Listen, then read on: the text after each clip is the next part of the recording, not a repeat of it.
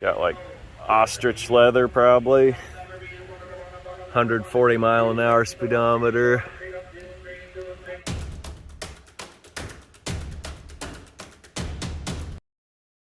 '65 Cadillac convertible.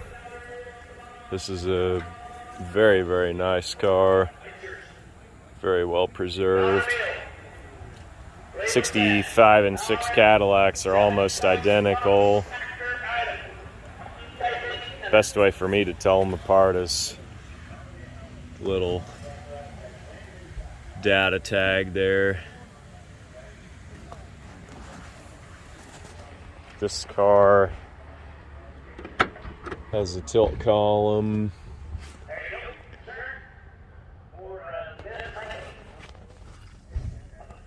Showing 19,000 miles.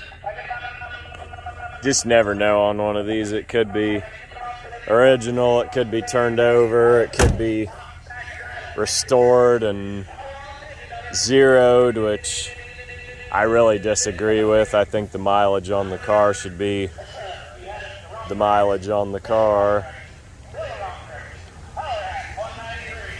Each their own.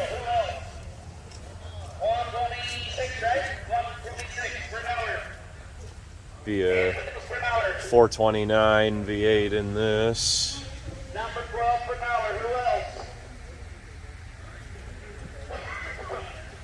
I'm not really a convertible guy, but if you wanted a really nice Cadillac, this would be it.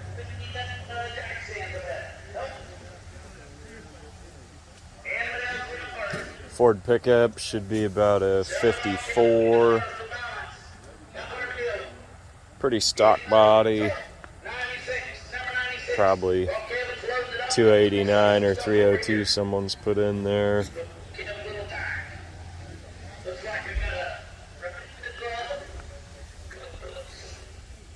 Just an older restoration. Snakeskin alligator. I'm not a zoologist, so I can't say what animal that imitates. Got the original oak flooring painted black. I personally would rather see that than some over restored, varnished, sanded, lacquered bed.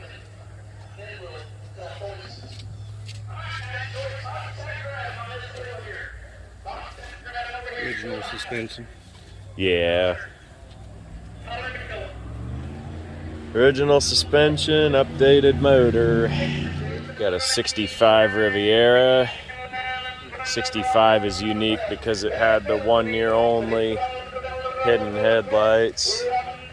This is considered probably the most desirable, depending who you ask.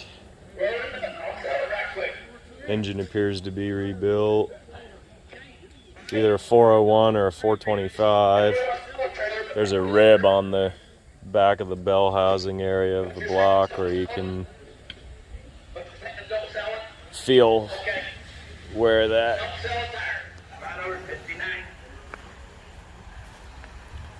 I don't think this is an original paint color, but it looks pretty nice. Got like ostrich leather probably. 140 mile an hour speedometer.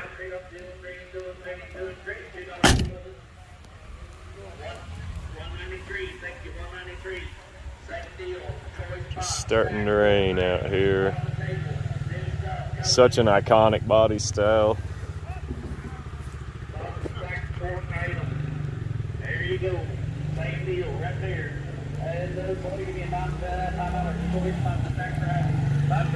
Got the 90s DeVille. These had a North Star V8 that were problematic, to say the least. 94 to 96 Caprice.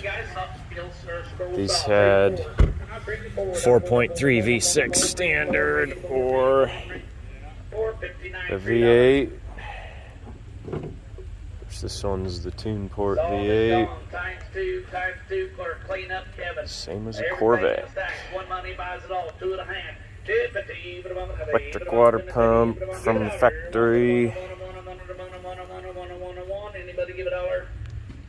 It's a Missouri car, so the tire wells are just totally rotted.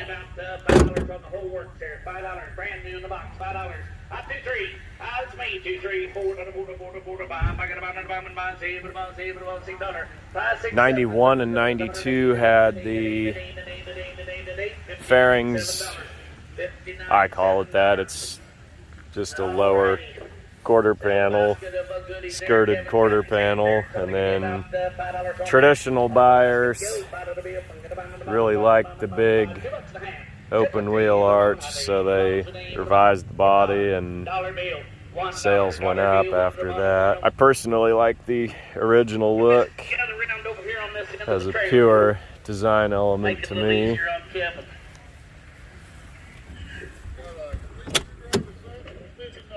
Sold Lincoln, not running. And take a look. Somebody be $10 choice. 10 on the bill, 10 on the in, and 10 on the in, and then I got 5 and 1 $6. Very durable, reliable cars. 4.6 V8. Catherine. Number 12. This is a 85 Olds Regency.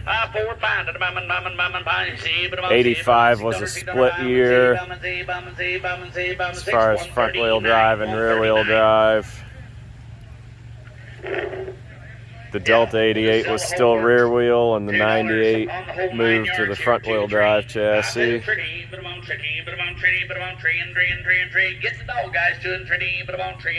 Pretty nicely preserved car. 3800 V6. This is actually considered the 3.8 since it's an 85. 85, 6, and 7 were the 3.8, and then actual 3800 designation was in 1988. They had several design changes, balanced shaft, just internal upgrades. 85's a unique year because it had the distributor still, and then 86 they went to coil pack style.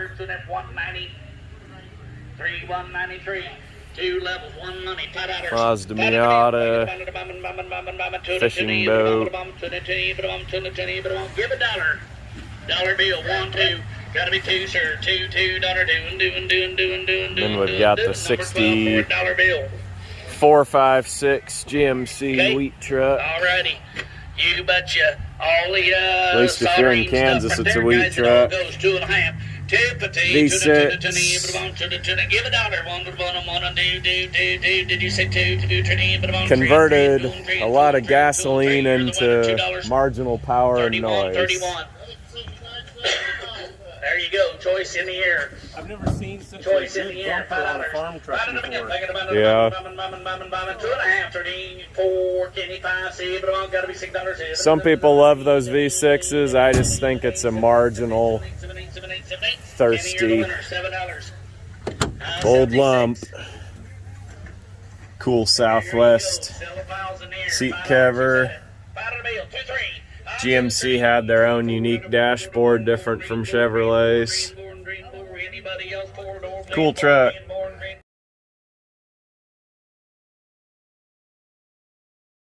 So I bought the 85 Oldsmobile Regency Brougham sedan.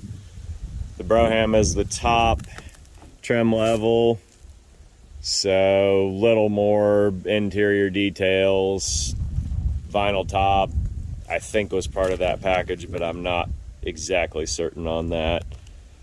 85 is unique because it's got still the insert headlight bulbs.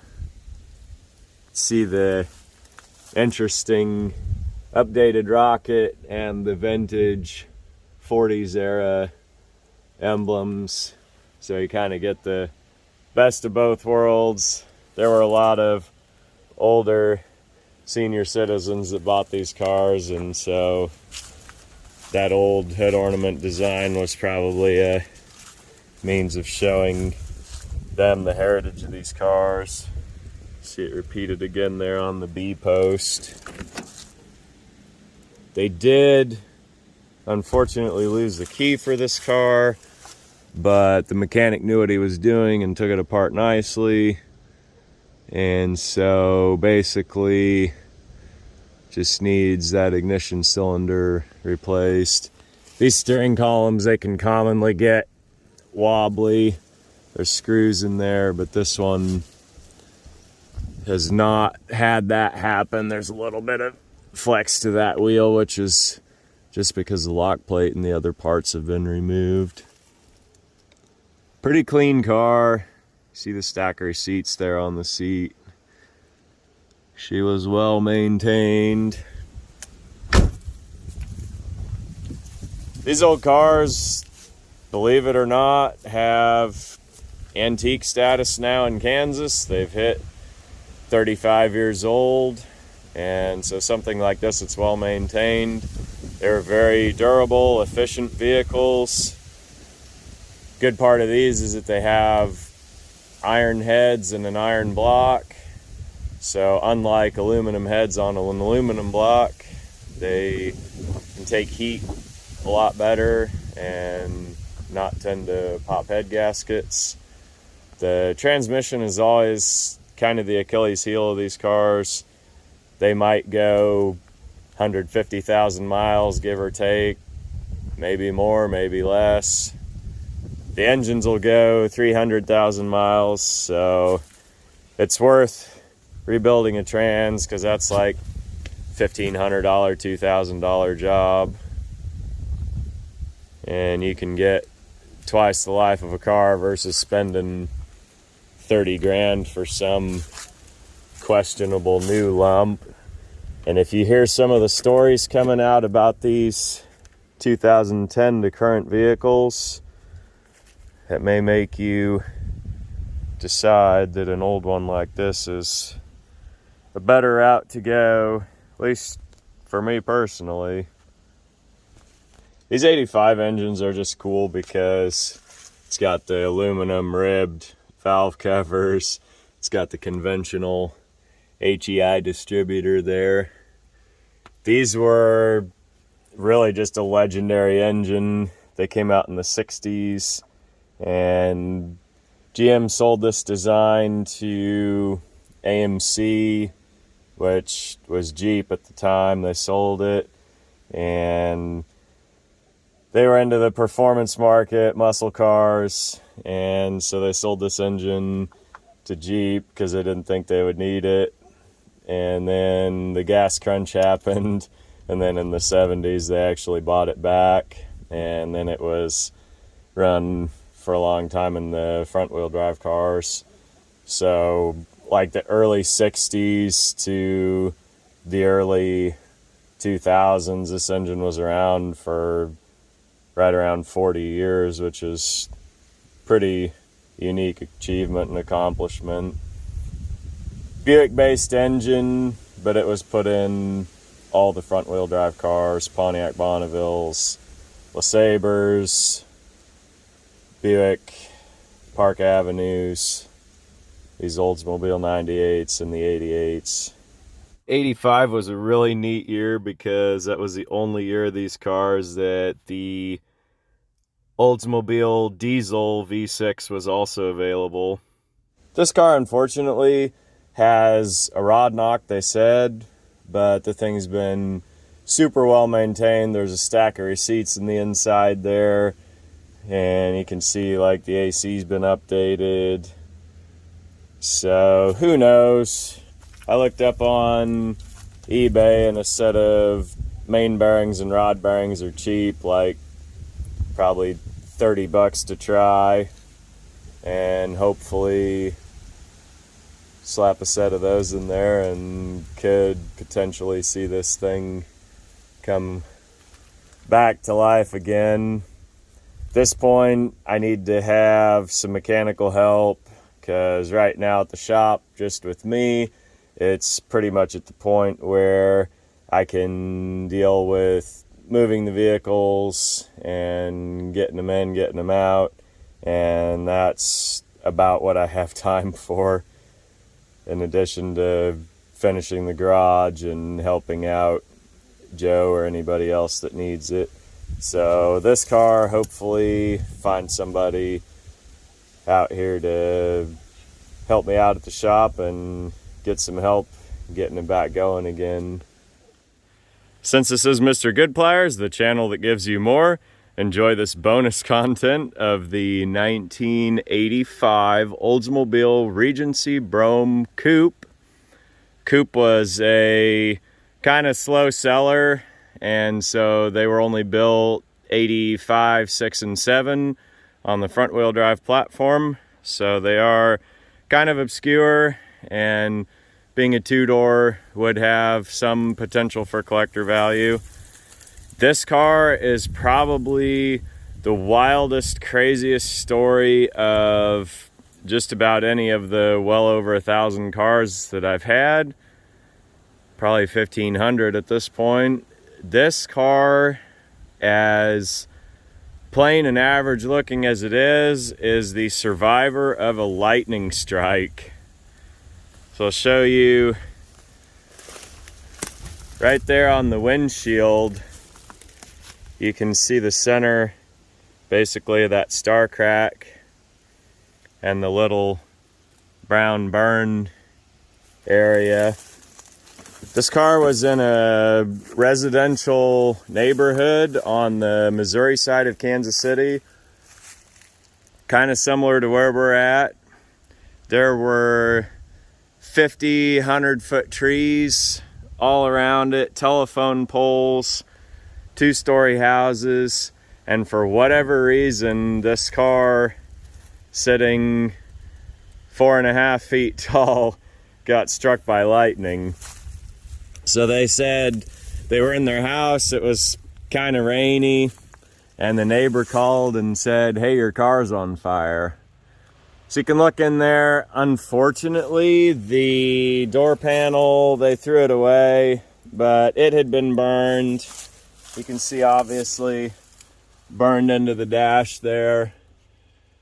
The VIN plate survived. A little easier to see the windshield there without the tree grime, but up in the top there you can see the smoke damage. Who knows really what the condition of the electrical stuff is. I mean, I can't even guess what the voltage of a lightning strike is, but it's pretty huge, to say the least. Hundreds of thousands, potentially. Could have looked that up. So this would be a pretty wild will it run, maybe for another day. Like I said, I've got to get some mechanical help here. Unfortunately, we've had a rat nest in here, so there's probably 2 layers of potential will it run action for this. They sell it Menards, a bar bait called Ramic, and I need to just tie that under the hoods of these cars to keep them from getting chewed on like this. So that's something. I'm not going to say it'll be this year, I'm not going to say it'll be next year, but would be really a crazy will it run for here on the channel.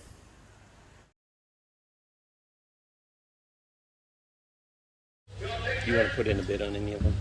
Yeah, I might.